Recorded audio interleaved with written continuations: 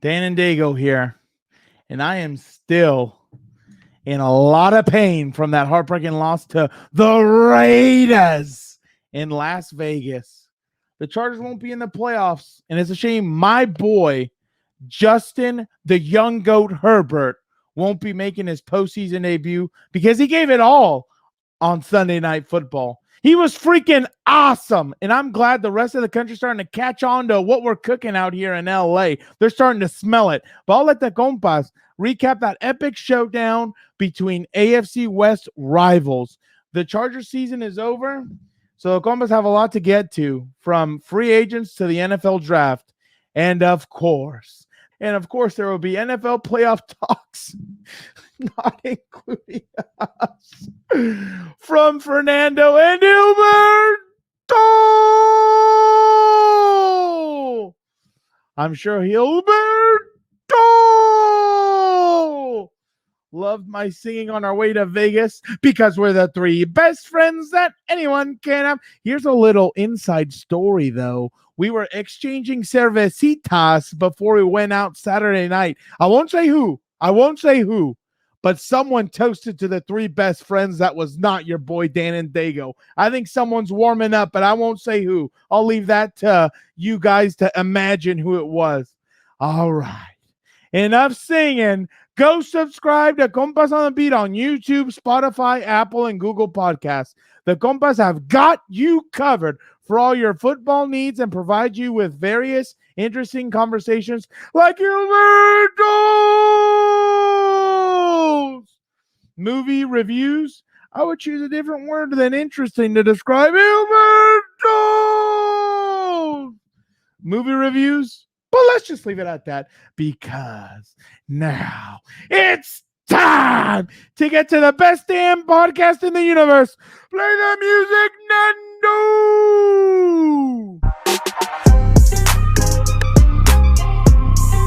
Welcome to Compas on the Beat. I am Fernando Ramirez, Chargers beat reporter for Sports Illustrated. With me, as always, is my co-host, my tag team partner, my travel buddy, Gilbert Manzano, OC Register, LA Daily News. What's up, bro? What's up, Fernando? First thing we got to do is apologize to our listeners, to the people. We did not have a post-game podcast after that, chaotic game, Chargers Raiders in Las Vegas. But maybe, Chargers fans wanted to wait. They weren't ready to hear about it because, it stung a little bit, some pain. We saw that and he was hurting. So it's okay to do it now. We do a combo, some recap of the game, and then, we'll talk some NFL playoffs. So better late than never, Fernando. And I'm recovered. I would have been dead. You would have made me do this podcast on Monday or late Sunday night. We left Allegiant Stadium at 1 a.m. So I feel refreshed. I'm ready to talk about it because I needed to recover after being in the car for 4 hours, 8 hours total of your brother who suddenly forgot how to drive. Well, we're going to leave that for today. We're kind of flipping things. Usually Gilbert and I talk about what the traveling and all that stuff, our fun stories. We're going to leave that for una más. And you guys are going to want to stick around for that. We talk about what happened with Dan and Dago, the trip out there, what we did, everything. So you are definitely going to want to check out una más to hear about all the wild stories that happened. Because what happens in Vegas stays in Vegas. And let's get a podcast. Except for syphilis. That shit'll come back with you. That's from The Hangover. Direct quote from The Hangover. Okay, glad you saved that. I forgot about that. So definitely a lot of fun stories from Vegas. But first, we got to start off. I mean, Gilbert, before we even get down into breaking the what happened, I think that's one of the greatest games I think I've ever experienced. The ending of that was incredible. And I told Gilbert this when we were driving back on Monday.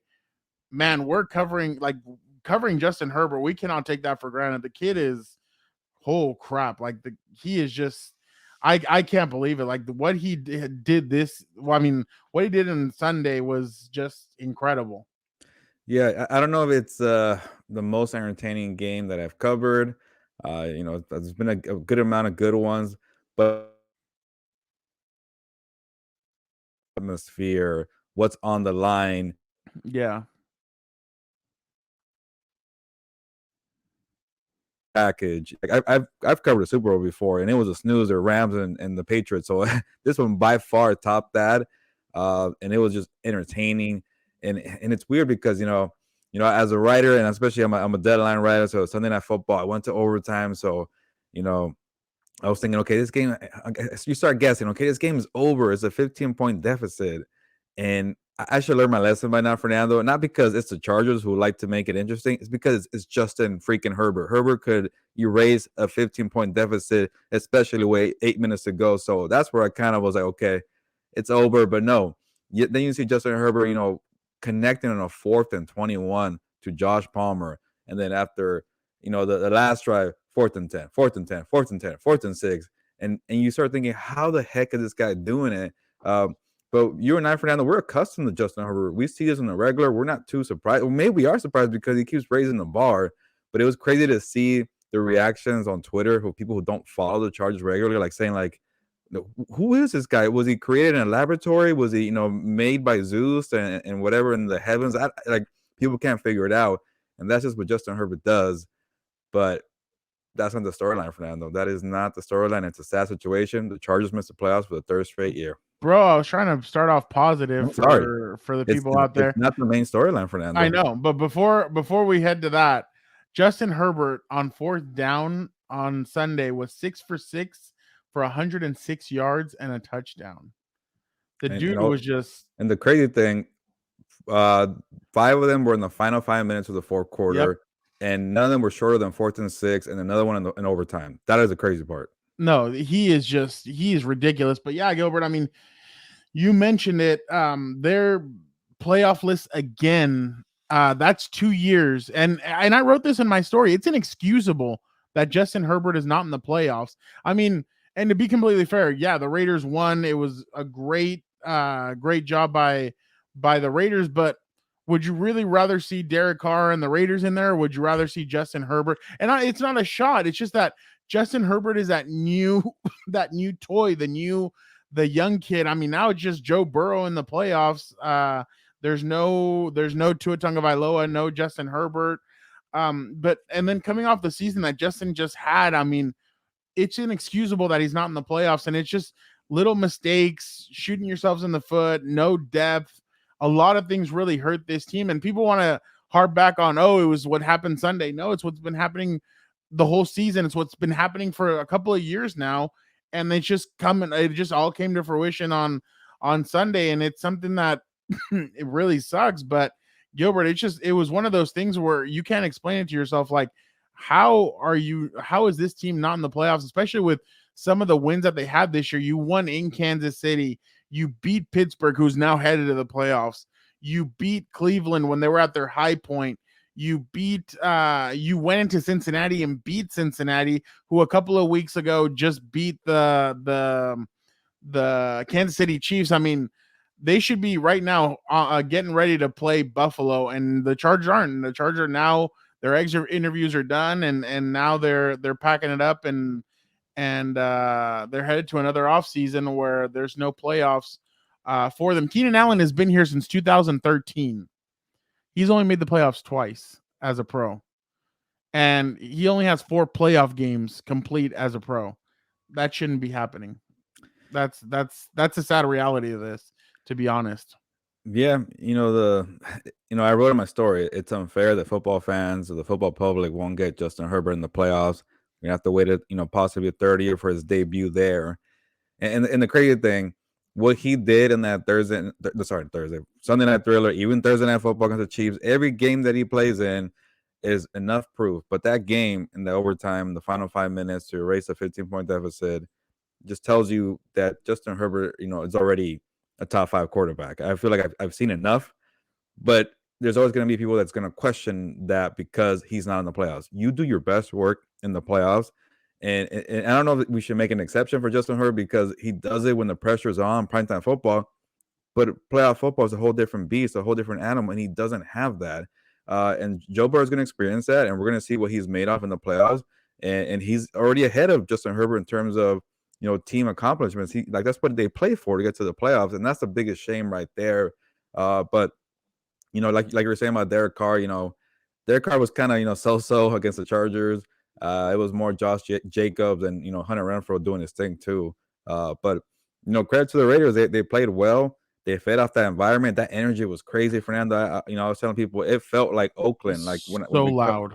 When we covered that game in 2019 Thursday Night Football, where Rivers threw that interception to lose, it felt like Oakland. But then it also had that vibe of Las Vegas fight night. On the Strip. Big time boxing, big time UFC. Like it was a bunch of combined feelings there, and it was like exciting football.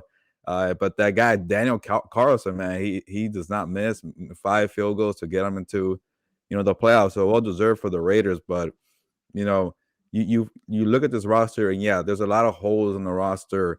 But you would think having Justin Herbert and 6 Pro Bowlers on this roster, you're top heavy, but you would think that's enough to at least get one playoff spot in the AFC, and it's not.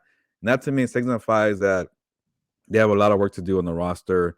GM Tom Telesco, is lacking depth in many areas. And I don't know if Brandon Staley was not coaching well enough on defense, or did Tom not get him the right pieces on the defense, because the defense was a big problem. And when you ask Justin Herbert to carry the workload, it looks nice. There's a comeback. The yards are great. But eventually it failed. That recipe of having Herbert do everything failed in Las Vegas. It failed in Denver. It failed in Houston, and so on and so on. Justin Herbert has bailed out the Chargers many times, but when there's times where he's gotten close too, and that's why you're an average team. You're 9-8. We guessed 10-7. They were worse than that. That to me tells me this roster has a lot of work to do, because Justin Herbert is special, and he's doing his thing. He's doing as much as possible.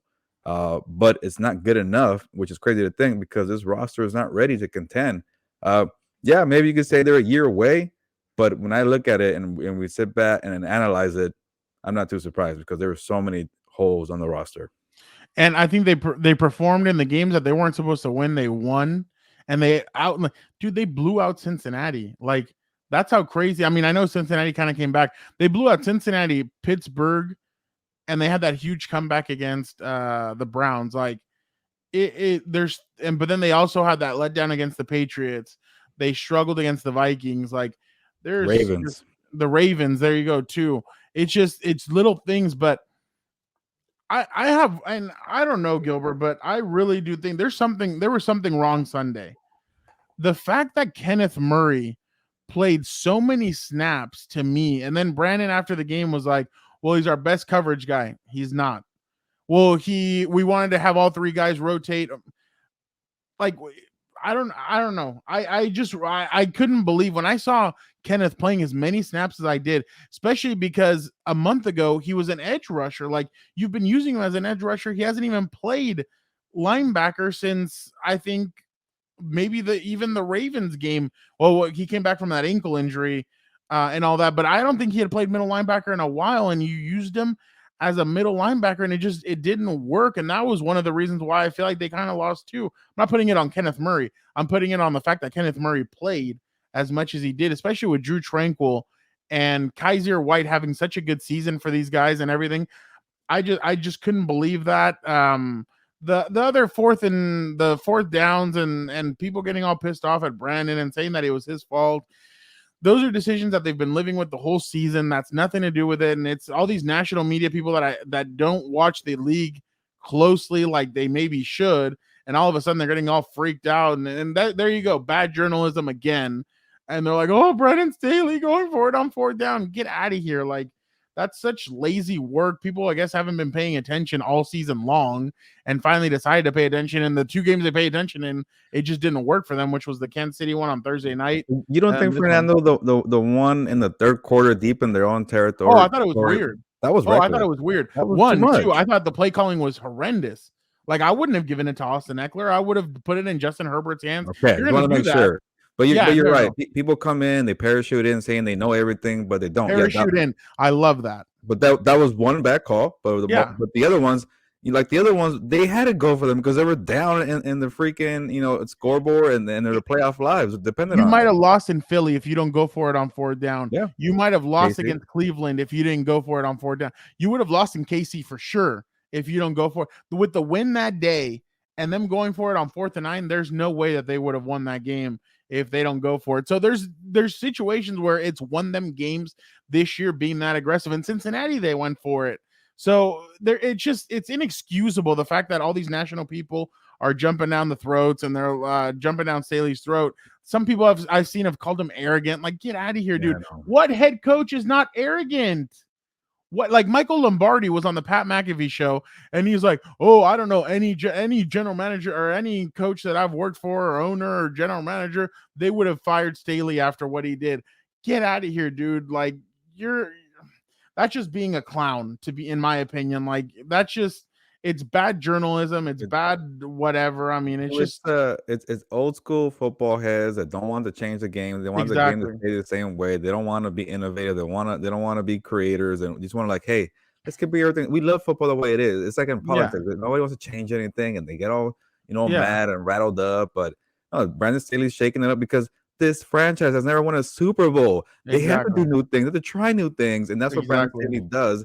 And then, kind of just going off of your frustration, Fernando, I was a little confused off the timeout, the last timeout that Brandon Staley's taken a lot of heat for. And I think I made my decision on it because I wanted to really kind of look at it like, okay, what's going on? Was it a bad play? Was it a justified play? I mean, timeout called. And at the end of the day, after kind of really kind of sat down, saw the conspiracies, broke down the game, the time, the situation, the Raiders were going for the win. The Raiders had to run another play. They're gonna and yeah, maybe they're playing a little more conservative on the running plays. But the Chargers had a bad defense, and Brandon Staley was seeing his defense get carved up after play after play. So he called a timeout and said, "Let me at least put in what I think is best as a personnel 11 run defense, and let's just kind of fight and see what happens." And he called a timeout that way. Who knows? Maybe it could have been bad by calling that, and maybe Jacobs gets stuff and the clock runs out, and the Raiders don't want to run another play. We don't know, but I think the Raiders' intention was the whole time to win the freaking game because they're rivals. They don't like each other, and playoff seeding. You think the Raiders wanted to play the Chiefs in the first round? No, they want to go play the Bengals in the 5th seed. So after all that, yeah, you could question it. It was a questionable decision. But I think all Brandon Staley wanted to do was to push back the field goal and at least have, it's a bad run defense, but at least have the best look out there to kind of fight and live another day. It didn't work out. Yeah, that was a mistake on Brandon Staley, but it wasn't this biggest bonehead of the decade that people are making it seem. So, Fernando, I've made my decision. I'm okay with it. I think the Chargers players, that's some people who are most important. Derwin James said he has Brandon Staley's back. He even broke down the decision making, the play. So I think everybody in that locker room still believes in Staley. And that's the thing. That's all that matters. It doesn't matter what that whole nobody cares crap that the Raiders were doing last week. That's how the Chargers should feel. Nobody cares, whatever. The Chargers shouldn't care about what anybody else is saying. But I'm going to tell you one thing. The fact that Derek Carr came out and said that, I think, is honestly disgraceful because there's no way you wanted to send the Chargers to the playoffs. Like, I think he was a little confused though. Like, if you catch the first part of the statement, he said, "Yeah, it changed things," but then he said after that, like, "We're going to play the win the whole time." So I think that's what I don't understand. That's what I don't understand. Maybe people misconstrued what he said, and that's what just people going off of their own stupidity and saying, "Oh, Derek Carr wanted to play for the tie." Why in the hell would a Raider want to help a Charger out? Like, it just, and I don't know if it's the soft mentality that people have that, oh, hey, let's have both teams sing kumbaya and hug each other and have fun. No, this is still football. They wanted to eliminate the Chargers. He had said it during the damn week. He said, no matter what happens, I want to eliminate the Chargers. So I just don't believe it. And the fact that people believe it scares me for society, because if people really think that that's what, I don't know, I shouldn't get into that, but it mortifies me. Like you beat the crap out of each other for 68 minutes, and now you say, hey, you know what? Even though we're kind of both of us, yeah. Like even if say Jacobs gets stuffed and and it's still in the same place, that's still like a 57-yard field goal. I think they're gonna go for, like, you go for the win. Yeah. You want to play the Bengals, not the Chiefs. And yeah, people will say, well, if he goes for the long field goal, maybe it gets blocked and they lose that way. Come on, get out of here. Now we're really reaching here for the situation. No, it's a reach. It's a hardcore reach. And I mean, you and I, yeah, go ahead.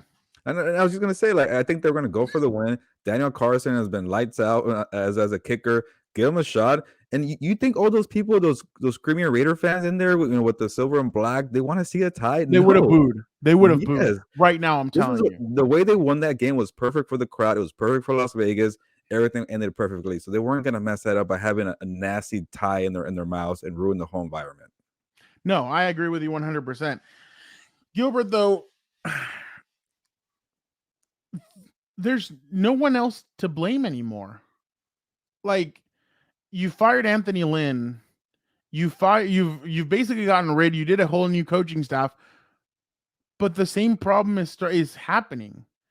And now I think and it's funny because I feel like some of the deflection has gone to Brandon Staley, but I don't even think it's Brandon Staley. I think now we really should start questioning Tom Telesco and the job that he's done in these years, 9 years as a general manager. And I don't know how you see it, but man, it's been a couple of years now, and it seems like depth has always been an issue.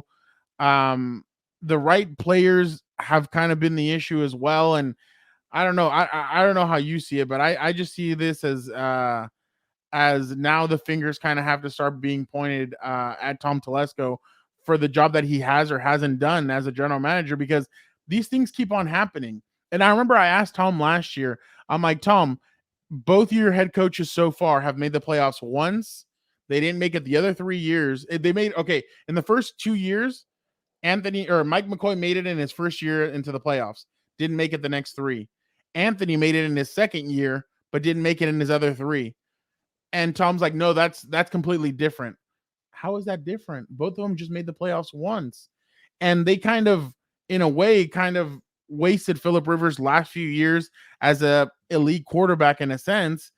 And now you got 2 years of Justin Herbert's career, at the beginning of Justin Herbert's career, and now he's not going to make the playoffs for the first 2 years. What else can you call it? Yeah, the thing I keep looking at, it's a 9-year tenure. It's going to be 10. I'm already going to just go ahead and assume it's going to be a 10th year. You start wondering, how can a guy who's only been to the playoffs twice in that tenure have a below 500 record, no division titles, which is the craziest one to me, no AFC championship game appearances, make it this far? And maybe the biggest question is, how did a guy make it that far for 7 years? Because he kind of caught a break in a weird way, because how do you let go of a guy who drafted Justin freaking Herbert? Like, this guy is an amazing player. You would think that will buy you some time, but hold on, I'm kind of trying to think about it. And then he kind of caught another break when they let go of Anthony Lynn and they had Brandon Staley. And a lot of these owners like to kind of link them together. Like the coach and the GM, like that's the way they want to do it. So that you would think that buy them more time. And when you look at the salary cap, more time right there. It's in a good place. Rashawn Slater, Derwin James, Keenan Allen, all these guys that he's drafting, it looks good. And people are always saying in March, get ready, Fernando. March, April, May, June rolls around. This Chargers team, man, you see all the weapons. They're loaded with Justin Herbert. They are a Super Bowl contender. But then it's kind of like a nice, pretty wall right there. But then behind it is like lack of depth on the offensive line. You don't really have a tight end. You don't have a backup running back. You don't, have depth in the interior of the defensive line. You don't have depth after Joey Bosa. The linebackers, I don't know, maybe okay. You don't have a lot of cornerbacks. You don't have a lot of safeties after Derwin James. I think I named most of the roster right there, Fernando. So yeah, that to me is kind of like it's being masked to look good, but behind that screams average football team. And he only has one season of 10 wins or more. His overall record 69-76. It's not a winning product, and that's the problem. And really, you look at it and you look at everything. Like, I'm looking at different players and everything. Like, some of the players that they've kept and they've drafted that 2019 draft. The more time passes, the worse it looks. That's when you got Jerry Tillery, Nasir Adderley, and Trey Pipkins. Trey Pipkins had two okay games this year. They were okay. They weren't this marvelous thing that people on Twitter or other people were trying to make it seem like. They were basic. He's the Jerry backup Tillery swing was, tackle, and you're a third yeah, round pick. exactly. Jerry Tillery is, in my opinion, more of a backup defensive tackle than he is a starter. He's not good against the run. He's okay at pass rushing, but I don't see it. There's Kenneth. What is Kenneth Murray now? Like, is he an edge rusher? Is he a middle linebacker? He looks lost when he's out on the field. And that's okay. That's 2 first-round draft picks right there that you're questioning. Nasir Adderley looked okay. He was okay this year. He wasn't. Not I enough. thought he was going to be maybe better, but maybe it's just that one. You know what? I'll give Nas one more year. I think Nas deserves maybe one more year. But Jerry Tillery, Kenneth Murray, some of these guys, you already kind of know what you have in them or what you don't have, and that's the thing, is that there's so many question marks. There's no depth, like you said. Like, I just, you need a dominant pass. You need another pass rusher opposite Joey. It wasn't Chenna. It wasn't Kyler Fackrell. You need more depth at cornerback. You had Asante Samuel Jr. Asante Samuel Jr. was probably the bright spot of this season for the Chargers at the cornerback's position. Michael Davis was Michael Davis again. He was not a number one outside cornerback. No. And that's the thing. When they paid him last year, I'm like, I questioned it. I'm like, why are you giving him this much money, especially? And I mean, whatever, I think he's like anywhere from $7 to $10 million. I still didn't think he was worth that much. And I guess his speed is the thing that everybody talks about, in his length, but he doesn't combine it. If he does, he runs into the cornerback, they call a flag, or he's a little bit behind the play, or they put moves on him and he gets put on skates like against Hunter Renfrow. So there's just a lot of unique situations. They're gonna need a slot cornerback too, Fernando. Chris Harris Jr. is probably gonna be gone. Yeah, no. Chris Harris Jr. probably will not be coming back. They're going to need a slot corner. Then on top of that, you need more from the receivers. You need more help. You need a tight end. You need a lot. You're going to need a lot of help. You need a right side of the offensive line. And that's where I was headed next. Michael Schofield and Storm Norton had done a serviceable job, but man, on Sunday they both looked terrible. Storm Norton allowed 8 pressures in overtime, or in the fourth quarter in overtime, of Max Crosby. Why do you think Max Crosby and Yannick Ngakoue didn't switch at all? Because Max Crosby knew all game long, at one point, I'm going to get this guy. Was it in the fourth quarter, Gilbert? Towards the end of the game, he just took Storm Norton, threw him on the ground. He ended up slipping as well, but it's a bad look. There's a lot of concern. And the fact is, like, yeah, you've signed Corey Linsley. That was a great signing. There are some, you drafted Justin Herbert after Miami passed on Justin Herbert. You got Rashawn Slater. He basically fell into your lap, but yeah, you drafted him. That's great. But there are a lot of negatives that come with what is happening with this franchise. And I was honestly surprised, Gilbert, that he was not fired last year, to be completely honest. Yeah, that's what you think. You usually, if you're going to get rid of your head coach, and the general manager has been there for a while and he hasn't produced, that's usually what happens. But I'm telling you, it just buys you more time when you have Justin Herbert and a nice healthy salary cap. They're gonna have a bunch of money this year. But my thing is, like, it's year 10 of this regime. You cannot be an average team after 10 years. Like, how many more years you need to prove yourself to be a playoff team? Like, he can't construct a playoff team. Yeah, he did it, once in 2018 and 2013. 2013 doesn't count, maybe because those weren't his guys, but 2018 was his team, and that's about it. But you don't deserve 10 years to kind of get another crack at it. But he's going to do it because of the way it worked out for him with Justin Herbert and Brandon Staley. And you got to do it because this rookie deal of Justin Herbert, after that, it's going to get a lot more tougher when he gets paid $1 billion. Like, he's going to be deserving of $1 billion. I don't know, Fernando. Maybe I'm jumping the gun. But Patrick Mahomes got $500 million. So you can only imagine what Herbert's going to get. So you pretty much probably got another 2 years to do it. And I think he's probably going to get the crack at it, or maybe it's one more year. I don't know what Dean Spanos is thinking. But to get a 10th year to make this roster into a playoff team, it's kind of bonkers to me, because who gets 10 years to do anything to achieve your goals, So, maybe, I don't know, maybe we're a little too hard on Telesco because he has a lot of good pieces on the top, but you cannot be a 9-18 with Justin Herbert playing the way he did, and all the Pro Bowlers on your roster. That just kind of tells you there's a lot of holes in the roster. Like, we could keep screaming it, but the results are on the field. You're an average team, and who gets that much of a leash to have another crack at it? So, yeah, we're gonna talk to Tom Telesco on Thursday. We're gonna ask him all these questions because where I really look at Fernando is the defense, and I can't figure it out. Because you know, I'm gonna go with the new guy. I'm gonna go with Brandon Staley. I've seen his track record, and he tends to have these defensive players play well. He brought out the best, and some of the guys not named Aaron Donald and Jalen Ramsey with the Rams. Uh, John Johnson, Troy Hill, Leonard Floyd. He made it work with those guys. Are these guys that Brandon can make it work?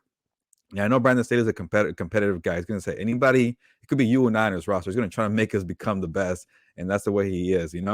Uh, but you got to figure, hopefully for Tom and Brandon to sit down and, hey, we try to win my guys, Brandon. Okay, what is really your scheme? Who fits? Because remember when Brandon was talking about Chandler Wusu, and he's like, that's our type of guy. That's the players that we want. He fits the scheme. He doesn't say that about a lot of players. Who fits the scheme. But Chandler's a free agent. We'll see about that one. But we'll ask Brandon, like, who are these guys that you want in your 3-4 defense? It's a complicated scheme. There's going to be mistakes out there. It takes longer than 1 year because Gus Bradley, his scheme is the simple kind of version, and that's where they have results in year one. I could see that. But it's got to be Tom and Brandon sitting down at the table and say, all right, let me hear it, Brandon, because I'm ready to listen. Let's be 50-50 and pick the players that you want because this defense had a lot of problems. And it's kind of hard to believe that you, Brandon Staley, couldn't make it work. So, hey, maybe it's me picking the wrong players. But I don't know. We'll see how they conversate in the offseason. I don't think he'd admit that it's him picking the wrong players, but and I've been around this for I've been here basically as long as Tom has been here, and I've just heard things, I've seen things, and I question a lot of what they're doing. But I mean, if you're gonna keep him again, and what happens next year? Like, if it's the same old story, like, are they still gonna? I don't know. I'm just questioning a lot of what they're doing, and I know that Tom's been here for 10 years and everything, but I mean, if everything else has changed around you and there's still a problem, like, you've changed the quarterback, you've changed the head coach, you've changed coordinators, you've changed a lot of the roster, but there's still one ultimate problem happening. You're not making the playoffs consistently. What's the denominator? There's only one. And I mean, people can say it's ownership or whatever. I'm not putting it on that. There's only one. And I guess they feel like Tom may. I just don't know. Like, is Dean going to sit in there and ask Tom, what are you going to do differently? And does Tom give him all kinds of stuff? I just don't know. I really question a lot of what's going on, especially because it's the same product. It's the same stuff that's been happening. It feels like it's just going to happen again. And maybe at this time next year, we're going to be sitting saying, holy crap, 3 years of Justin Herbert not making the playoffs, when this team looks like it's on the cusp of being able to really take off and roll. And I've said it, and I guess that's my problem. I've always said the Chargers are 1 year away from contending. Say that every year. No, but this year, I felt that this year. This year I felt like the Chargers are 1 year away. That next year is going to be the year. Don't they always feel that way because they have Derwin James, Joey Bosa, Keenan Allen, Mike Williams, and all these guys? Well, no, the reason why I had looked at it is because of all the money that they have. They're going to have this year. They're going to have around $90 million after if they make some moves that I think they're going to end up making. They're going to have $90 million. They're going to have 11 picks in the draft, and you know what's funny? I wouldn't even make all those 11. This is my thing. You need to change everything of what you've done. Make some trades, do some things, like start doing different things that obviously right now your product has not worked. Like, I don't know. I know that that's not really the Bill Polian thing to do, but you really have to go out there and do different things to fill out your roster. 11 picks, like, what are you going to have 11 rookies do that a veteran player can't come in and do? I really think that they need to change a lot of their mentality. I think that some people need to stop being so hard-headed and make some changes, do some things to change it up. Maybe let Brandon have a little bit more say in what he's going to do and what he wants in free agency, try and do different things. But I think that a lot of the same questions that I think everybody's been asking themselves after every season since 2013 are just coming up even more and more, and it's just starting to get louder and louder, and there's no one else for the fans and and people to blame. Now you have to look at the general manager, and I feel like that's where everybody's kind of looking at right now. Yeah, let's end with this and go to the NFL playoff preview. But before we go, I just want to say the offensive line kind of defines Tom Telesco's slow kind of progress. Like he got Rashawn Slater, Matt Filer, Corey Lindsey, and then you have you're still not done though. You still need the right guard. You still need the right tackle. And it's year 10. It's like he's slowly getting there, and he's changed the offensive line like 5 different times in his tenure. And he's finally got some progress with Rashawn Slater and Corey Lindsey and Matt Filer. It took 9 years to get those guys who were pretty steady, but you're still missing 2 other guys, and you're missing guys behind them too, because injuries happen in the NFL. They happened this year, and they got hurt. They got burned. That's what I meant. So you need to finish that right side, get some depth behind those guys, and I'm kind of with you, Fernando. Maybe spend a bunch of money and just kind of have your last crack at it, and get Brandon Staley's guys, veteran guys in free agency on defense, and maybe kind of build out the rest of the offensive line through the draft. Maybe get a nice another toy for Herbert too. But it's not a bad. They're not in a bad place. You could easily turn it around. Yeah. If you just get a little more aggressive, I think thank you, friend, though. If he gets a little more aggressive, and yes, he does pay for guys. We get that, but it's got to feel like this is the last year. Like this is three years of Justin Herbert. Yeah. No, you've paid for a Corey Lindsey, but then you've paid a Brian Bulaga too. That's the issue. And what made you think going into this season that Brian Bulaga was going to hold up after he did not hold up 4 different times last year? And that's nothing against Brian Bulaga. It's just, I feel like it's his body kind of telling him, hey, dude, like, I don't think, I don't know like what's my going penalty on. Again. Like, how could you not bring in somebody more equipped than Storm Norton? Like, I understand having Storm on there, but like, why not bring in somebody else who could have helped even more? But and that's the thing. I feel like sometimes the Chargers are more reactive than proactive, and that's kind of an issue. And that's that. As a general manager, I feel like you need to be proactive. And hey, I'm going to give Tom credit. The salary cap right now, that's the reason why they're in a place right now where they're about to have $90 million free, or $90 million for next year, because Tom has done a great job with the cap. And yeah, he's gotten guys. He stole Keenan Allen in the 3rd round back in 2013. He selected Joey Bosa. But the thing is, yes, you give credit where credit's due, but then at the same time, you have to be able to take the criticism. And that's the thing. You're facing criticism now because of some of the things that have happened. But I agree with you, Gilbert. It's time to move on. Obviously, like, now it's time to talk about the teams that are in the playoffs. So, Gilbert, here are the 4. Here are the games this weekend. Las Vegas at Cincinnati at 1:30 on NBC. And you know what's funny? It's actually Mike Tirico and Chris Collinsworth on the call. Oh. I think a certain individual. I don't think Al Michaels likes the cold all that much, and he decided not to go all the way out to Cincinnati. But then you got New England at Buffalo. That one's going to be a good one, Gilbert. That game is going to be. That's a divisional game. That's going to be a lot of fun to watch. Yeah. Let me make it bigger for you. Then you got Philadelphia at Tampa Bay. I don't know about that game. That game is very interesting. It'll be a blowout. Hey, Gilbert, do you want to go to the game on Monday? $58. I might actually be there for other reasons, but we'll see. Oh, okay. San Francisco at Dallas, Gilbert. 1:30 p.m. That one I think is going to be a sneaky, really good game. That one, I think I could see the Niners maybe putting off an upset. Sunday night will be. I did pick the Niners, by the way, last week to beat the Rams. I think you did too. Yeah, I did. Pittsburgh at Kansas City, Gilbert, Sunday night. And then Monday night, Arizona at the Rams. Oh, let me move that up. I apologize. Is there a second game or just one? Okay. No, it's a Monday night game. That's right. It's a new format, right? With the Monday night football. Yeah. But I think this is the only weekend where they're going to do that. Yeah. Okay. Go up again. Let me see the. Okay, so let's start it off. I think I am staring at that Niners Cowboys as the best matchup. Yeah, that's where I'd have to say that. No, you know what? That Arizona Rams game to me is probably one of the most interesting ones. Yeah, divisional rival, Kyler Murray and those guys. And all right, Gilbert. Let's see your boy Matthew Stafford. See what he has. All right, Gilbert. Here we go. Game 1. Vegas at Cincinnati. The Bengals have not won a playoff game since 1991. So, who you got?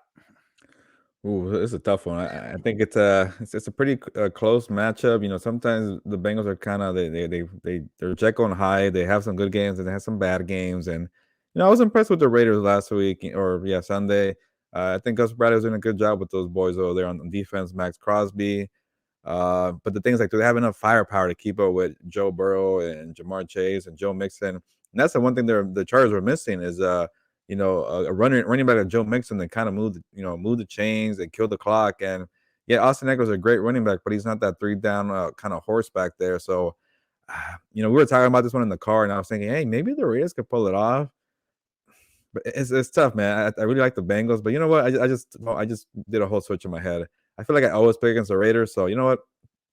Maybe people like that, the Raider fans, but I'm gonna go with the Raiders. Upset.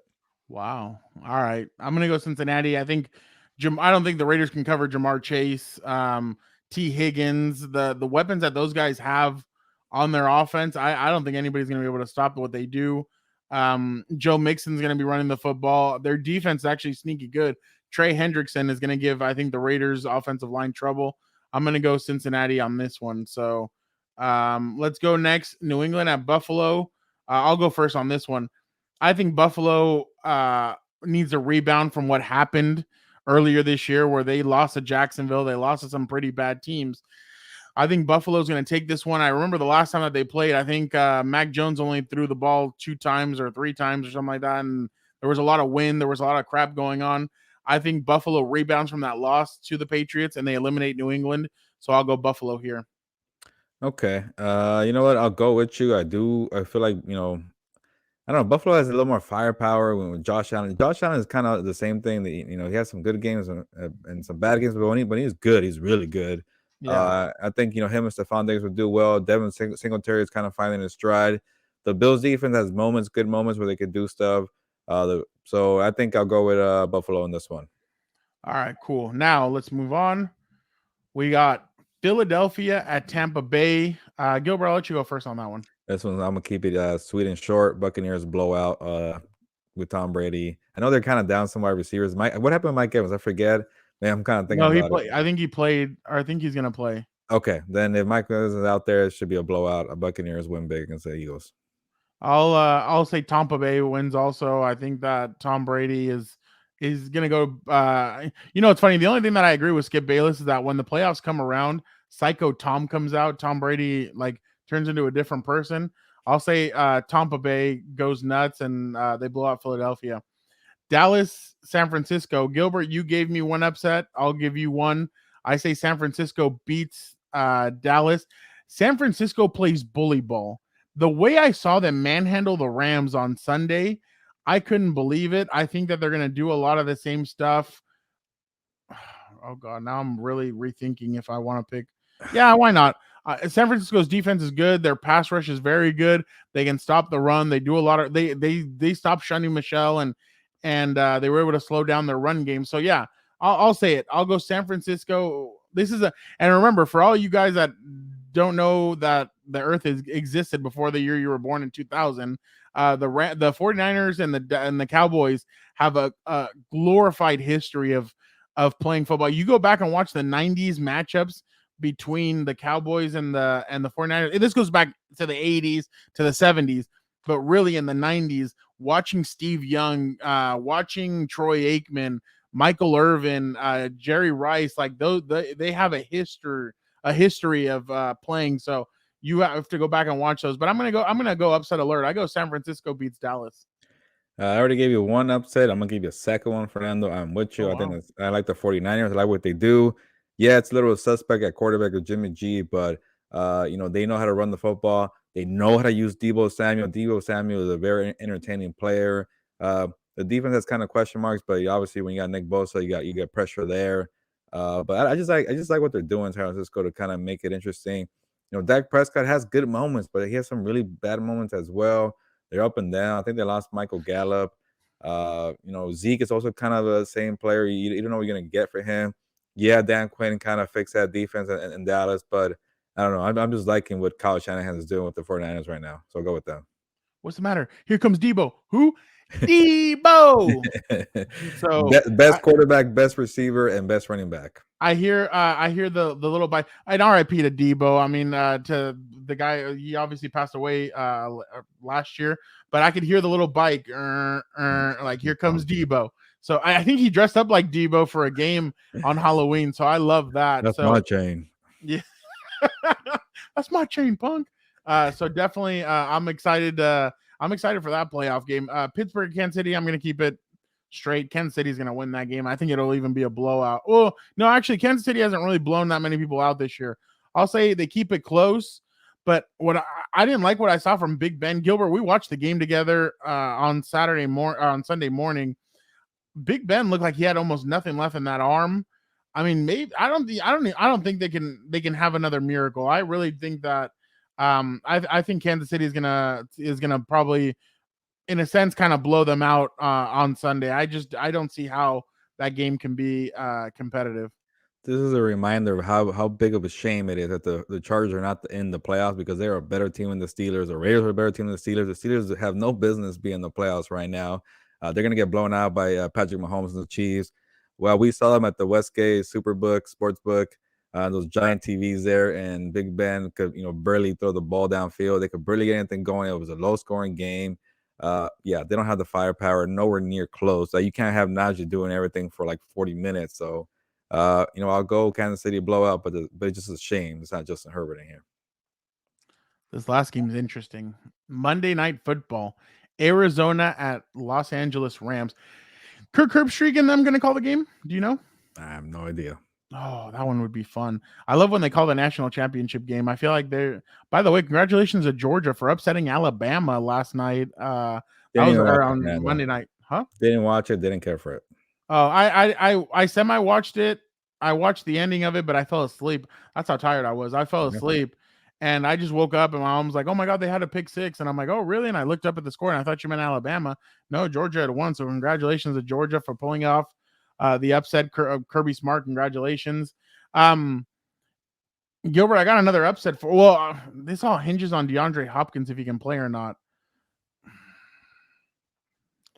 I'm gonna go with Arizona still, though. They're gonna have JJ Watt coming back.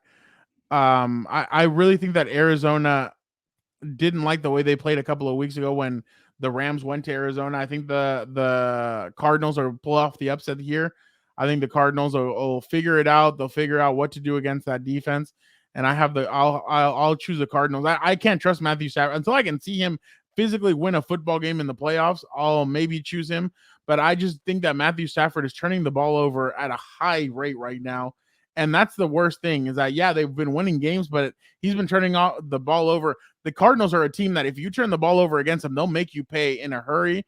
So I think Matthew Stafford will continue that trend, and I think Arizona beats them this weekend in LA.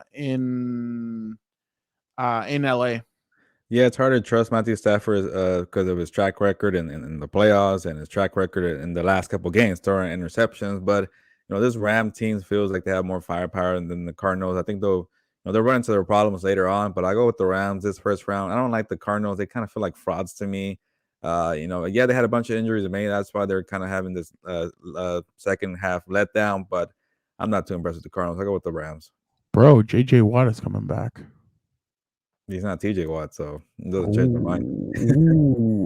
No, I know. Yeah, that's definitely TJ didn't get the record, right? He just tied it. He just tied it. Okay. Wow. I thought he was when I heard it was Taylor Huntley. I thought he really was gonna have a shot at breaking it, but but yeah, no, definitely this is gonna be a fun weekend of football. I mean, well, in a sense, I guess it's playoff football, but I try and enjoy every game, even if it's a blowout. But man, this is gonna be nuts. But before we head to Una Mas, Gilbert, real quick, I just wanted to ask you, which job would you rather? Gilberto Manzano, welcome to which job would you rather? Today, we're going to meet the contestants that Gilbert is going to give his heart and soul to for the next 4 years, signing a 4-year, probably $3 million annual salary. So I don't care which job it is, if that salary. What? I don't care which job it is if you're paying me that much. All right. Gilbert, there are 1, 2, 3, 4, 5, 6. 6 lovely teams that would like your participation for the next 4 years. Will it be the Jacksonville Jaguars and Trevor Lawrence? Will it be the Bears and Justin Fields? Will it be the Vikings and a quarterback to be named later? Will it be the Miami Dolphins and Tua Tagovailoa? Will it be the Raiders and Derek Carr? Or will it be the Broncos and a quarterback to be named later? Gilbert, which job would you rather? None of them have good quarterbacks outside of Derek Carr, but is that saying a lot? Like he's like a above average quarterback, not a star quarterback. I don't know about Justin Fields. I don't know about Tua. I don't know about Trevor Lawrence. I don't know about whoever else you mentioned. Uh, but the Raiders just okay. You know what? I believe in myself. I am the guy to change the culture and with the Raiders. No more mistakes, no more DUIs, all that stuff. I love being in Las Vegas. We're gonna get into it, Mas, and it reminded me of how much I love being in Las Vegas for 3 years. So give me that Raiders job. Derek Carr, I don't know. I might get rid of you later on, but I'll give you an extra year. We're gonna change things around. Gilbert Manzano, your new owner's name is Mark Davis. He looks like a Chucky doll, and you're entitled to, or you guys are gonna be together for the next 4 years. You have chosen the Las Vegas Raiders. Hopefully, he gives me one of those nice white jackets he wears. But not hey, those are actually really nice. Hey, hopefully you get a home where he bought his home. His home is really nice there too. You go. Hopefully, all I right. Correctly. I'm going to say in the AFC West as well, and I'm going to go with the Broncos. Why? The Broncos have weapons on offense. They have a very good defense. All I need is a quarterback. That's it. And just to fill in some holes. They need to just fill some holes. The offensive line is not good. They need to fill some holes. But I really think that the Denver Broncos are on the cusp of being good. My only concern is, and I'm sure it's going to be your concern as well, looking around, I'm going to have to play Justin Herbert and Patrick Mahomes. That's the only thing that concerns me. But with that defense, as good as what the Broncos have, I'm sure I can compete against any of those guys. The only thing is that's what concerns me, and the fact that the Broncos have not been able to find a quarterback in John Elway's tenure, except for when they signed Peyton Manning. Other than that, they have not been able to find a quarterback. But I'm sure I could dig one up. I could find one. If not, I'll just ask Philip Rivers to come out of retirement and oh yeah. No, I'm kidding. That's what the coach should have done. Actually, Carson Wentz. Yikes. Oh god, that one's bad. But I was gonna say, anyways, we're gonna have some fun matchups then. You and I coaching against each other in the AFC West. How about that? I know. There you go. Against Brandon Staley. Against Brandon Staley and Andy Reid. There you go. Andy Reid and I should do a hamburger eating contest. See which one the winner is on that one, because I don't think I could beat him as a coach. But definitely interesting to see all these coaching hires. You know, it's funny. The Broncos have already, and I have the list right here. The Broncos have already requested Eric Bieniemy, Kevin O'Connell from the Rams, who was one of the guys that Brandon Staley wanted as his OC last year.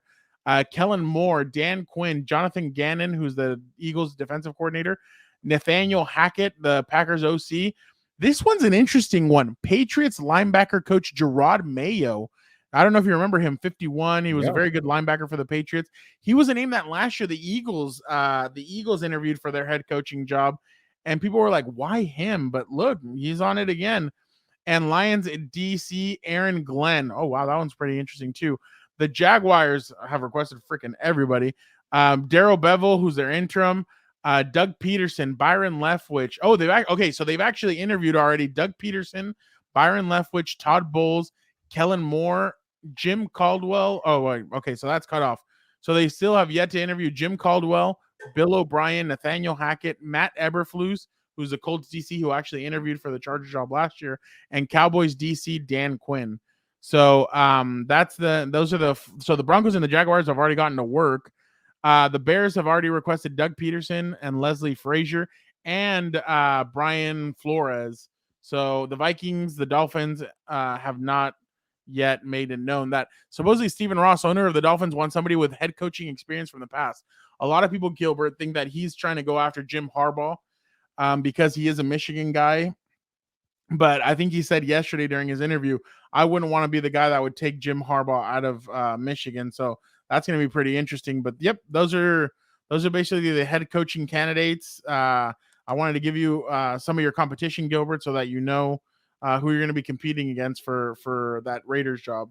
Well, and the other jobs that are around the NFL. It's nothing. I already got this job. There you go. Well, all right, let's see. You know what? And I know we heard from him from the beginning, but let's hear what Dan and Dago has to say. A rough weekend for him, but let's go now to Dan and Dago. I wonder if Gilberto believes half of the things he says, because I know for a fact he enjoyed my company in Sin City, Las Vegas. We had a few drinks together and it was a fun trip until the Chargers broke my heart. But I'll let the compas share more Vegas stories for una más. But before we get to that, let me tell you why today's not Whiskey Sour Wednesday. It is Worked Up Wednesday, because I was fired up of all these Twitter checkmark know-it-alls talking about my coach, talking about my team. Are you kidding? Look at all this. I had papers. I had notebooks. Gilberto knows. Ask him on the Twitter that I chopped up his ear on the drive back talking about the team and all these people on the Twitter. It was crazy. I was so worked up. But hey, big shout out to Fernando because he dropped it for me. I have my CM Punk shirt on. I was ready to get in here and be like, sorry. Pipe bomb. I was about to drop it in here on Compas on the Beat. But that's all right. He did it for me. So you'll want to stick around for these stories because Fernando finally gambled on the Las Vegas Strip. Okay, it is time for una más. And also, can someone point me to the nearest DMV? This damn thing expired on me. I had no idea what's going on here. Point me to the nearest purgatory. Let's get it going. Gilbert, good stuff from Dan. It was a pretty fun weekend. I mean, I wish it would have been a little bit longer, and I kind of was hoping that we might go to Buffalo. I would have loved to have seen Josh Allen and Justin Herbert compete this weekend, pero aquí estamos. What did you think about the whole? I mean, I have to start off. I'm going to start it off because I couldn't believe this happened. So Gilbert and I go and we go pick up a car that Gilbert had rented, and we go up and we give our licenses and everything. And the guy goes, "You to Dan and Dago, you can't drive." He's like, "Why?" He's like, "Your license expired." And I look at him and I go, "Are you freaking serious?" And he like looks at me and he goes, "Oh crap, it is." It had been expired since December 20th. So he had been without a license for 3 weeks and he didn't even know about it. So I was like, "Oh my God." I was like, this is the way we're going to start off this trip. Gilbert, what your thoughts? I don't know. I feel like we were just carrying a big old bag of rocks. Like, what was Dan and Dale contributing to the trip? This is why I can't really get behind the guy. He's not responsible. He doesn't take care of business. We asked him to help us out and drive, and he was useless. He wasn't doing anything. He was in the back singing a freaking song from The Hangover and The Three Best Friends. You know, that one. Not anybody has that. We're the three. Like 8 times. I'm like, he felt like the guy from The Hangover. Alan. Alan. He was missing the white pants. I could let him borrow some white pants, and it would have felt like that. He was kind of like the guy in the way, but overall, I'm kidding. I enjoyed his company. It was a good trip. Yeah, we had to drive. Fernando, you did the bulk of the carry in there. I did it on the way home, but it was a good trip. Good to have Dan and Dago around. I feel bad for him. He didn't see his team in the playoffs. I try to warn him that his team is not that good, but whatever. Nobody's gonna pat themselves on the back, but it was a good trip. We got to have dinner, with Daniel Popper and Jeff Miller. We got to meet up with Emmanuel Morgan after. I saw my buddy Harry Ruiz at Tacos El Gordo after. So, but the biggest thing, maybe the highlight of the night, Fernando, we couldn't get you to drink, but we finally got you to play at the craps table. And you said that was the first time you ever gambled to kind of have us all together, shooting some dice, winning some money, having some beers. You weren't drinking, but I saw you rolling out there as a first timer. How did that feel for you to gamble, Fernando? Man, that was a lot of fun. And I mean, the reason why I have never gambled is because I'm too competitive. Like, I'm always going to want to try and win. But I feel like craps is kind of my thing where you kind of win, you lose, you're up, you're down, but it's fine. You're having a good time. You're around good people. I mean, obviously, I honestly had not planned on gambling. I thought I was just going to be blowing on the dice for you and for Pop. But then you were like, "Come on, dude, just do it." I'm like, "All right, cool." And so definitely I enjoyed I love that you guys made me try something new. I thought it was a lot of fun. I wasn't gonna try blackjack though, because I saw the streak that Pop was on and I was like, I ain't going down that road. But it was definitely a lot of fun. It was unique to learn about all the different things that is going on in craps. And man, it's like a football game. Like people are cheering, people are getting excited. They put a lot of pressure on you. They're like, come on, throw her, and boom, let's go. But sometimes the arm was a little too strong and the dice would go over and go over the table, but not over the table, like it would bounce off of the table and into the out of the table. But yeah, no, it was a lot of fun, a unique experience, and I definitely we should go back, Gilbert. It'd definitely be fun to go back and play that again. Yeah, I'm glad you guys got to experience my favorite game. It was also the first time for Daniel Popper, and as we all know, he loves to ask a bunch of questions and kind of be in the know. So he's asking a bunch of questions about the game. Fernando, you were kind of debating if you want to gamble for the first time, so it kind of got you guys in there, and that was fun to kind of do it together. But I gotta say, when you two left, to do whatever you guys were doing, that's when I started winning. The veteran of the crap table, you guys were kind of ruining my vibe with your rookie mistakes. You left, and then that table was pretty hot. We were rolling. When you left, I was down some money.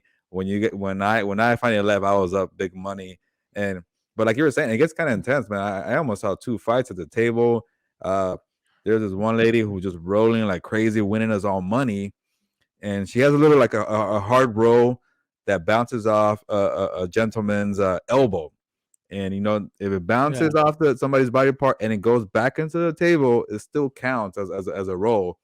And the number was a 7, so we all lost money. The hot streak was over. We were like, "Get out the way! Let that dice go off the table. It's your fault we lost." And I was like, "Ooh, this is getting kind of intense." And the other situation that happened, it was more than one, Fernando. It was kind of crazy. So I think this high roller senses that this table is winning. It's a lot of money. So he comes over, has I think I want to say $2,000. So he's getting a bunch of chips in exchange, and it takes a lot of time to get the chips out and break it down to what they want, perfectly. High rollers are like that. And some guys like, I think it was a Raider fan. It's like, what is effing taking so long? Let's keep this thing going. My guy's in a groove. What are we doing here? And then like this couple, I think the wife, she did not like that guy's attitude. Went over and went to his face. Hey, you treat people with respect. I don't like what you're doing. And it was just a whole mess, Fernando. But that's what happened. And I had to leave the table because I had your buddy here had like 6 beers during that roll, the hot streak, and I had to go to the bathroom, and I barely made it. But good time overall. Stories for days with you guys, and I think that was a highlight of the trip, man. Because when I was done rolling, I go over and I see your brother Jeff Miller and Emmanuel Morgan from the New York Times, just having a good time, exchanging stories, drinking beers, and that was a highlight of the trip. That was the funniest part. I go over there and I'm like, "What are you guys doing?" And then Dan and Day goes like, "Jeff and I are playing we're playing this game, and look, we're winning." And I just started laughing. I'm like, "But don't you lose?" "No, we don't lose." And then I just started laughing. He's like, "We're playing a good game. We're winning. We're doing all that." So that was hilarious. And then obviously after everybody wanted to go eat, and we ended up at Tacos El Gordo, which I'm not a big fan of, but the food was okay. I mean, I thought it was okay. It was better than what I expected.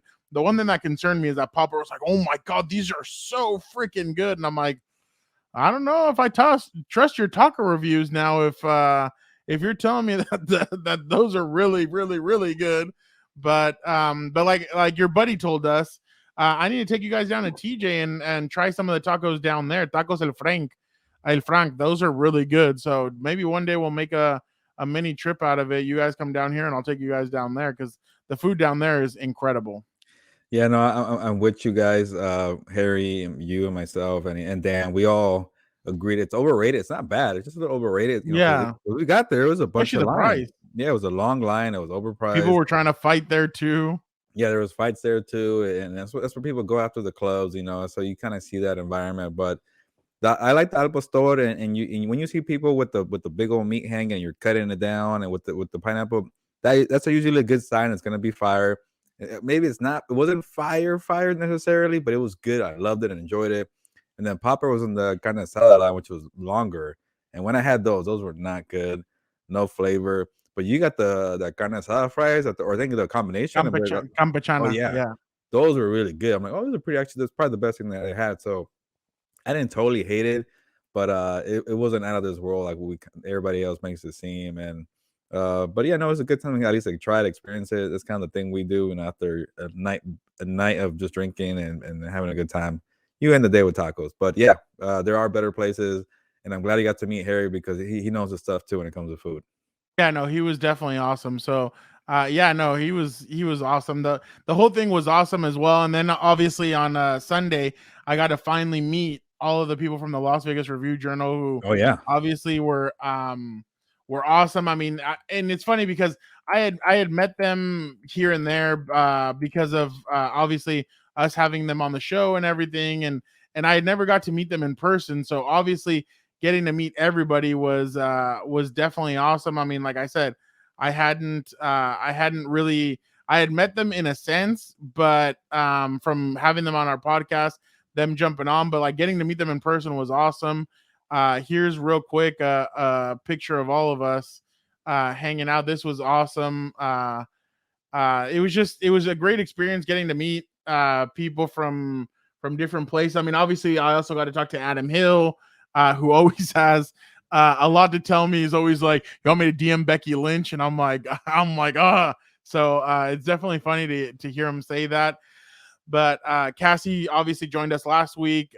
Good friend Sam also. We talked to Sam, Heidi. Everybody's always awesome. So it was definitely great to see everybody, and thank you, Gilbert, for introducing me to them because they're honestly awesome people that kind of now I understand why Vegas is your second home. I mean, obviously you live there, but getting to meet these people now I understand why you love Vegas so much.